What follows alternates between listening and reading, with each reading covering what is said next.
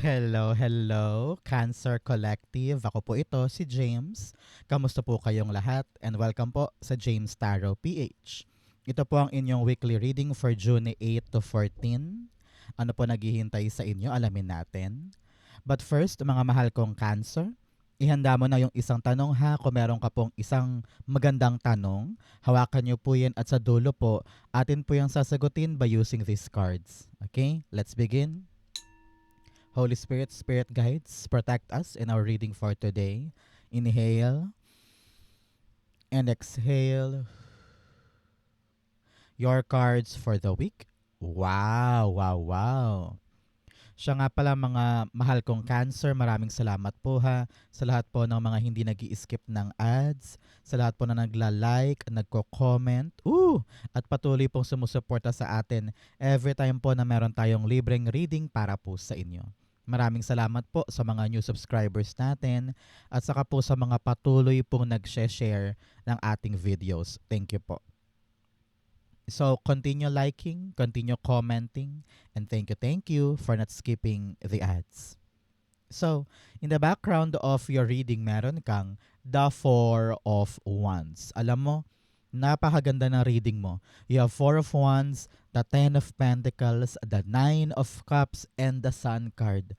Napakagandang latag, napakagandang mga pagbasa. No? So, this week, Cancer, you will celebrate something. Meron sa inyo parang may mga selebrasyon about pagbiyahe, merong naghahanda for vacation dahil marami sa inyo in the next few days magi-start na ang Cancer season, 'di ba? So marami sa inyo ang nasasabik ng gumawa ng isang magandang selebrasyon or magandang occasion. Ano? Pero nakita ko dito, merong mga pampamilyang kagalakan, no? Example, may family member na approve sa isang loan or merong kapatid na gagraduate sa isang school o kaya sa isang university or meron nakapasa sa isang training, interview or workshop. Nakita ko rin dito na parang matatapos na yung inaasikaso sa lupa o sa bahay. Merong celebration this week. At kung ano man to, talagang dapat mong ipagbuni, dapat mong ikasaya dahil hindi lang ikaw ang talagang mag-e-enjoy kundi family members mo din. Congratulations. In your core energy, meron kang the Ten of Pentacles. Yes, meron akong nakitang ribbon cutting kung meron ka mang sisimulan na bagong negosyo, bagong trabaho, or bagong project. No? Kahit maliit lang na sideline yan, nako, malaking tulong yan para sa mga pampamilyang pangailangan. 'Di ba? So ngayong linggong ito, kitang-kita ko dito yung seryosong pananaw mo tungkol sa mga bagay na pangmatagalan. Sabi mo, ayoko na ng temporary, ayoko na ng paiba-iba, ayoko na ng contractual lang ako or bukas makalawa, hindi ko na alam kung meron pa ba. Gusto mo na ng something that is permanent, secured, at saka long-lasting. Nakita ko dito na maaaring ma-awardan ka na ng foreclosure. Parang meron kang hinahabol na bahay na foreclosed na at gusto mong ikaw sa'yo ibigay o sa'yo i-award. Parang ganyan. Yung parang pasalo.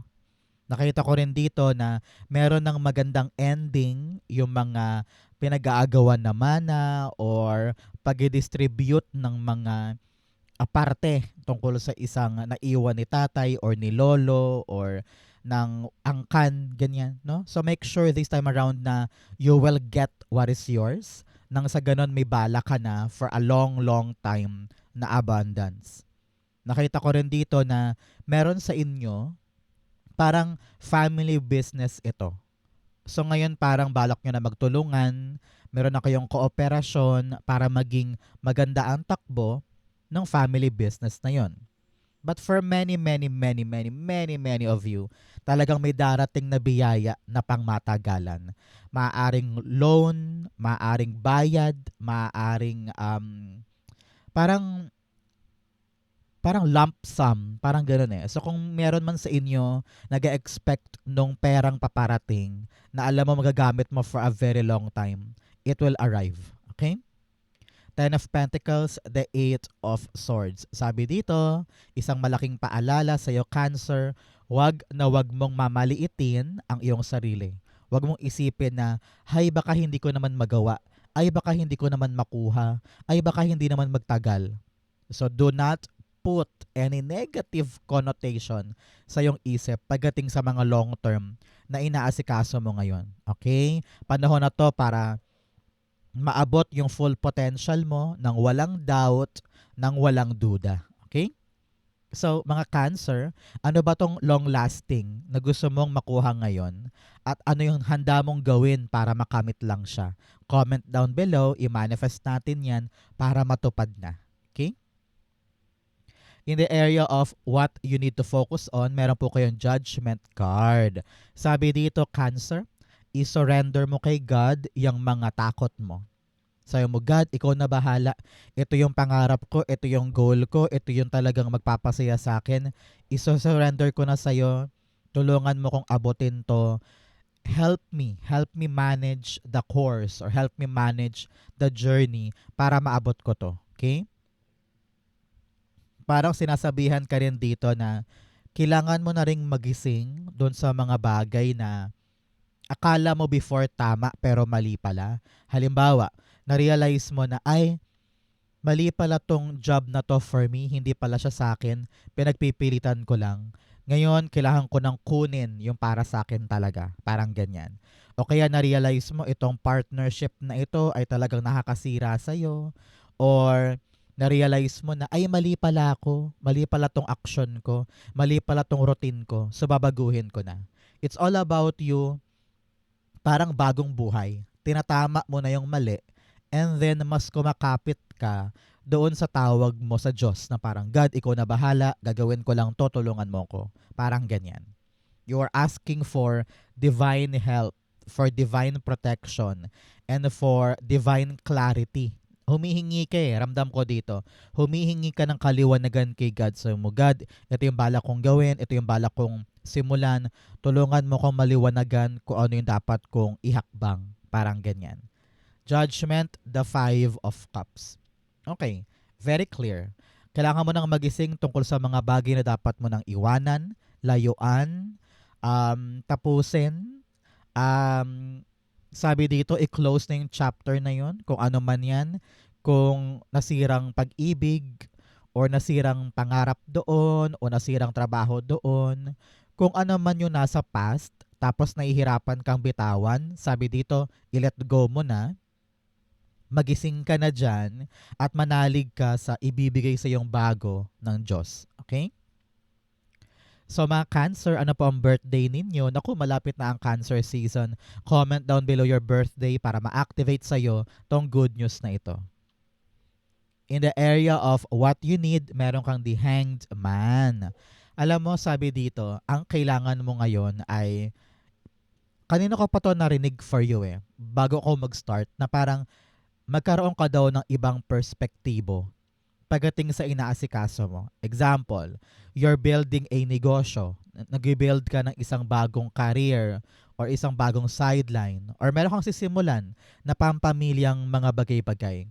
Sabi dito, kung yung una mong ginawa ay hindi effective, hindi gumana, hanap ka kaagad ng bagong paraan. Hindi pwedeng ipagpipilitan mo yung isang bagay, hindi na nga gumagana, di ba? Lalo ka tuloy nakukulong, parang feeling mo, hindi ko ata kaya, hindi gumana eh. Pero sabi dito, ibig lang sabihin nun, yung unang plano, yung unang strategy, bokya. Pero meron ka parang ibang paraan para maipanalo yung isang bagay. So do not doubt yourself, especially your skills, no? So ibig lang sabihin nun, maghanap pa tayo ng ibang paraan. Siguro sabi dito, maupo ka muna, aralin mo yung sitwasyon para makita mo yung other option mo na pwede mong magamit para tumama na or maging maganda na tong outcome na ito. Okay? Mali ka lang ng tanaw, mali ka lang ng tingin. Hanapin mo sa ibang paraan. Hanged Man, the Strength card. Yes, kaya mo daw to. Huwag mong susukuan. Alam ng yung spirit guides na parang nakakaramdam ka ng stuck energy or pagkatenga.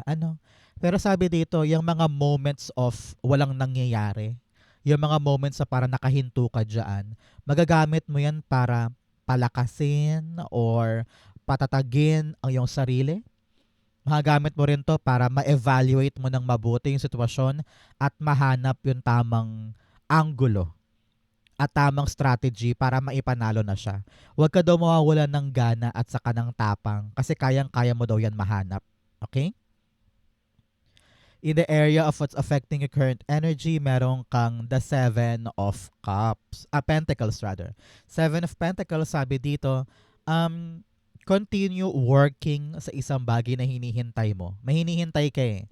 Na sana dumating, sana matapos ko na, sana magawa ko na, sana magbunga na. Meron sa inyo naghihintay ng resulta eh. Naghihintay ng kumpirmasyon or sagot, no? Kaya ngayon sa kakahintay mo, you feel so trapped. Parang feeling mo nai-stuck ka na. Feeling mo, ano bang dapat kong gawin? Maghihintay pa ba ako? Aasikasuhin ko pa ba to? Yung labis-labis sa pag-iisip, yun na nakakasira sa iyong diskarte, sa iyong pag-asa, sa iyong tibay, no? So panahon to for you, Cancer, na patuloy mong kapitan yung alam mong para sa'yo. Huwag mong bibitawan, huwag kang susuko. Alam mo sa sarili mo na maaabot ko rin yung finish line. Pero may mga realization kang dapat baguhin. May mga pagkakamali ka or may mga action ka na hindi swak na kailangan mong bitawan at mag-isip ka ng makabagong paraan para sure ball na gumana na ito or dumating na or lumabas na. Ramdam ko dito na kailangan mo munang ibaba or tanggalin yung mga self-imposed mong kahinaan. Yung sinasabi mo na wala na ata sa akin to, hindi na ata for me, mahina ako, hindi ako magaling. Kailangan labanan mo yan para tumapang ka ngayon at makahanap ng tamang diskarte para yung hinihintay, ayun, magbunga at maging long-lasting. Okay? Seven of Pentacles, the Sun card. Think positive lang daw. No? Kailangan ma-enjoy mo yung proseso. Example, nagpapagawa ka ng bahay, ilang buwan na pikon ka na inip ka na. Sabi dito, things take time. Tapos namnamin mo yung mga araw na ginagawa mo yung bahay kasi balang araw, mapapalingon ka na parang, ay, hindi ko na-enjoy yung proseso. Ay, masyado akong buwisit noon kaya hindi ko na maalala kung ano yung mga pinagdaanan ko. So, always enjoy what you have. Especially tong process na to, tong pinagdaraanan mo na ito. Maganda to actually because it will teach you a lot of lessons about yourself, about your life, about your faith. Especially kay God, di ba? So be happy, be optimistic na kung ano naman tong darating sa akin, dadapo rin to. And I will be very, very excited na makuha siya. Okay? So kapitan, be excited, huwag masyadong mag-isip ng nega. Because in the near future, tinan mo naman, you have the Nine of Cups. Alam mo na Cancer, pag lumalabas to, panahon na for you to make a wish. So ngayon, pumikit ka na dyan at mag-wish ka na ngayon para nang sa ganon, marinig yan ng iyong spirit guide, ng iyong angel guide, ni universe, ni God, at para matupad na siya. Okay? So, in the near future, you have the Nine of Cups. 9 days, 9 weeks, or 9 months, merong matutupad na dito sa mga bagay na hinihintay at inaasikaso mo. Makakagawa ka na ng pambihirang paraan para matumbok itong goal na ito at talagang super, super happy mo dahil nangyari, natupad, napasa akin, napasa kamay ko, and wala na ako mahihiling pa. Parang ganyan. Kung ito man ay bahay or paglipat sa ibang bahay or pagkatayo ng isang magandang negosyo or pagsisimula ng isang career na akala mo dati imposible. Pero heto, you're sitting in your seat of power enjoying your wish. Congratulations. Nine of Cups, the Temperance card. Wow. Sabi dito talagang naging aligned ka doon sa pangarap mo. Nagtiyaga ka, nagtiis ka, ginawa mo ang lahat. Yung proseso, dinaanan mo, hindi ka nag-shortcut, hindi ka nainip, talagang dinaanan mo siya. At napaka-fulfilling ng pakiramdam na parang yes, at last, yes, sa wakas, nakuha ko din. Sulit lahat ng mga pinagtiyagaan ko. Archangel Michael and Archangel Gabriel are here telling you of the protection and the stability ng pupuntahan mo. Kaya wag ka nang matakot, wag ka nang mag-alala. Everything will be fine. Iyong-iyo yung bunga ng pinaghirapan mo. Congratulations. In your challenge, meron kang the Eight of Swords. Alam mo, sabi dito ng iyong spirit guides, kinukulong mo ang sarili mo sa mga limitado mong pag-iisip. You have 8-8 here, telling you na meron kang abundance and meron kang power to make things happen. Yan ang mali sa'yo, Cancer, this week. Yan ang kulang sa'yo. Lagi mong minamaliit ang sarili mo na parang hindi ko ata kaya, hindi ko ata magagawa, hindi ko ata maaabot, kapos ako, kulang ako, wala akong pera, wala akong pinag-aralan, hindi ako nakapag-college, wala akong backer, wala akong connection. Lalo mong nililiitan ng sarili mo sa dami-dami-dami na excuses mo. Sa panahon to really free yourself. You have both sun here. Pakawalan mo ang sarili mo sa kahinaan na yan. And lagi mong sabihin, may paraan, may solusyon, may magagawa ako. Okay? Eight of Swords, you have the Two of Wands. Si Two of Wands here, sinasabi sa'yo, Cancer, na panahon na for you to get out of that shell.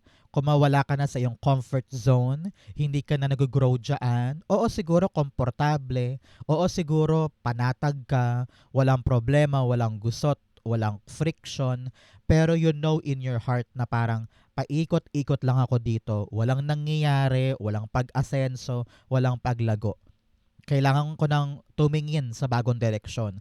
Kailangan ko nang maliwanagan sa mga dapat kong gawin. And this takes courage. Kailangan mong tapangan ng sarili mo para maganap yan.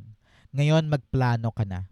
Planong konkreto, planong realistic, and planong practical para makawala ka na dyan sa paulit-ulit na sitwasyon na kinalalagyan mo. Okay?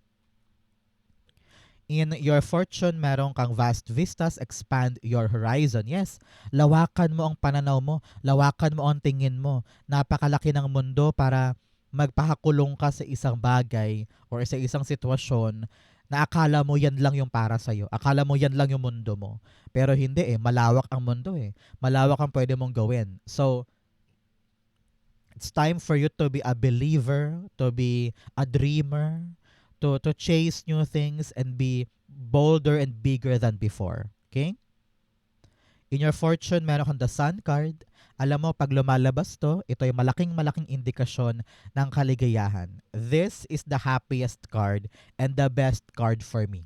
No? Maligaya, masaya. Kung naghihintay ka ng good news, this is the confirmation. Darating ang good news, maaring good health din ito.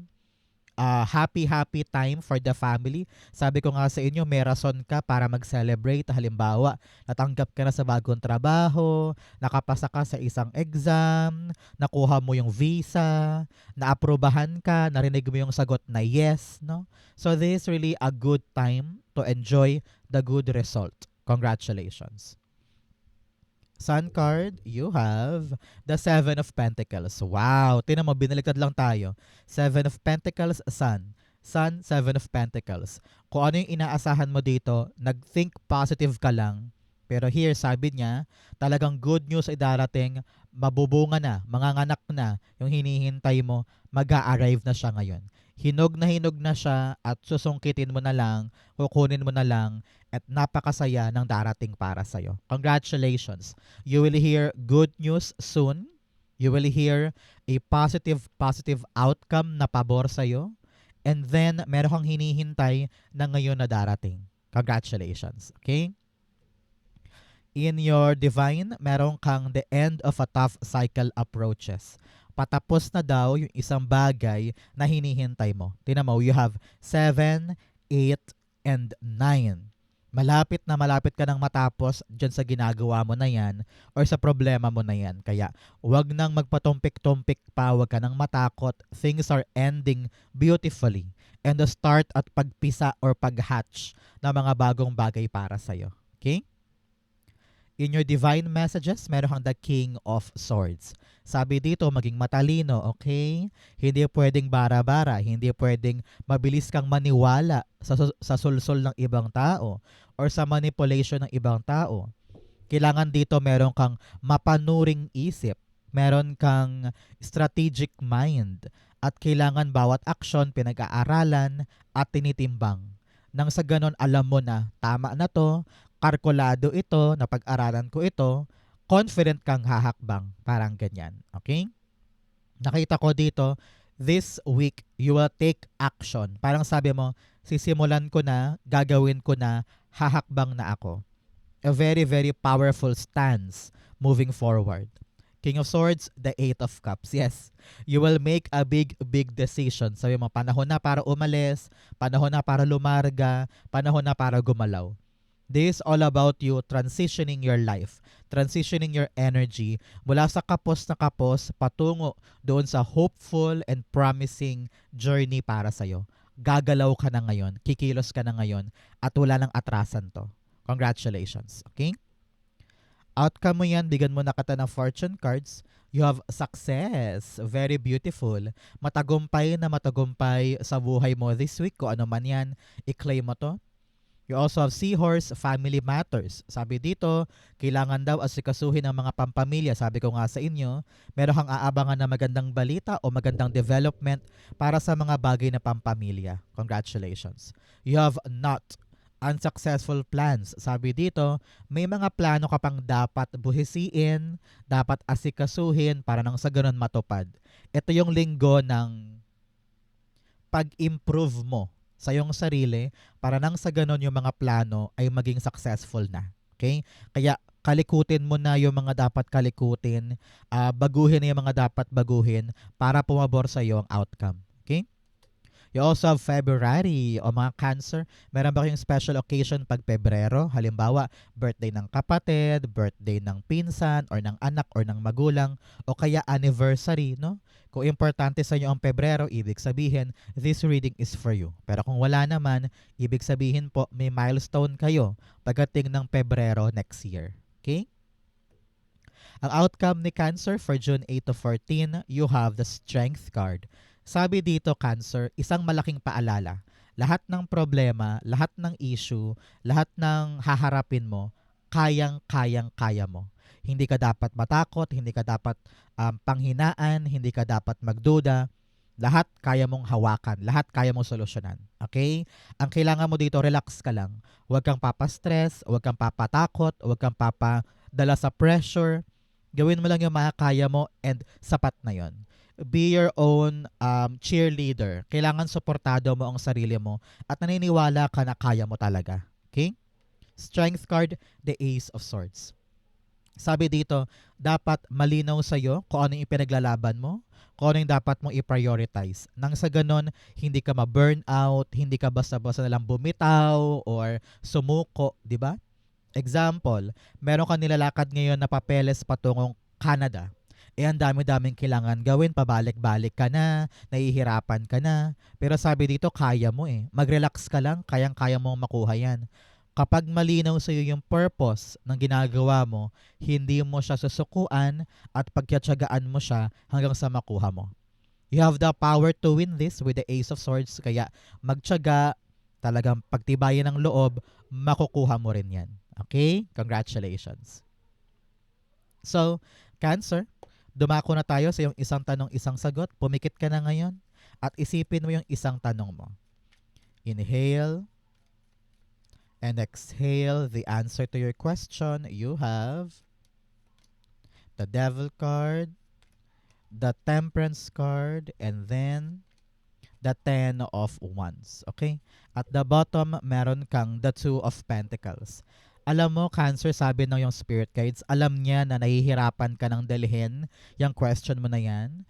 Naiintindihan na parang burden na ito at medyo nahihirapan ka ng harapin siya. Your spirit guides are telling you na balansehin ito. Parang meron ka pang dapat makita, meron ka pang dapat maunawaan tungkol sa question mo na kailangan mong timbangin ngayon kung kahawak-hawak pa ba or bibitawan ko na. Parang kailangan mo daw manimbang eh. What should I need to prioritize in terms of this question? Kasi parang masyado kang maraming hawak sa kamay mo at hindi mo alam kung paano mo hahawakan din yung question na yan. There's so much in your plate. Kaya pa ba ni Cancer na asikasuhin tong question na ito? Kaya mo pa bang panghawakan yan at maging responsable dyan? Mabigat na eh. Sabi dito ng yung spirit guides, kailangan mo talagang maging mahinahon ngayon.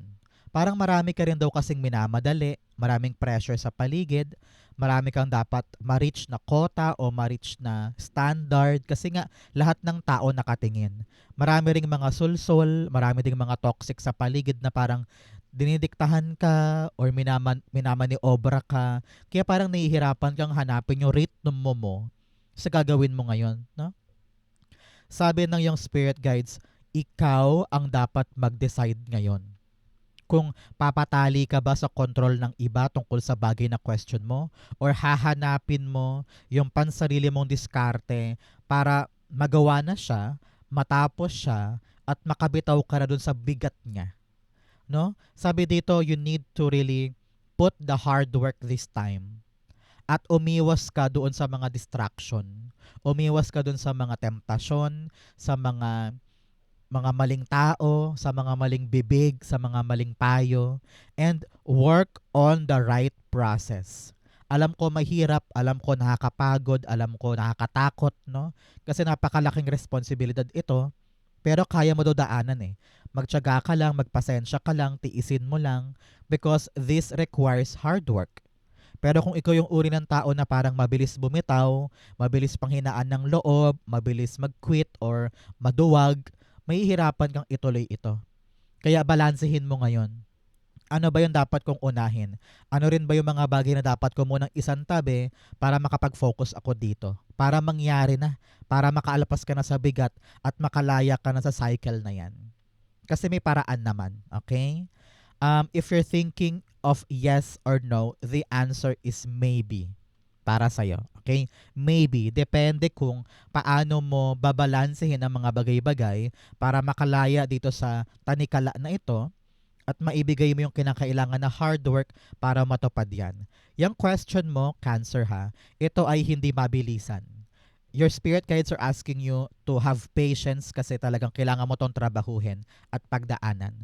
Kung seryoso ka talaga dyan, daanan mo yung proseso. Pero kung hindi, nakita ko dito na depende talaga yan sa choice mo. So the answer really is in your hands. Ano ba ang gusto mo tungkol sa question na yan? Kaya mo ba siyang pagtiisan or hindi? Ikaw ang sumagot sa bagay na yan. Okay? So Cancer, yan po ang inyong isang tanong, isang sagot. Ganon din po ang inyong June 8 to 14. Sana po yung nakaresonate kayo. Comment below. Babasahin ko po yan. Thank you Holy Spirit, Spirit Guides for the clarity and messages na dapat malaman ng mga Cancer this week. Thank you po for watching hanggang dulo. I love you. This has been James for James Taro PH. God bless everybody.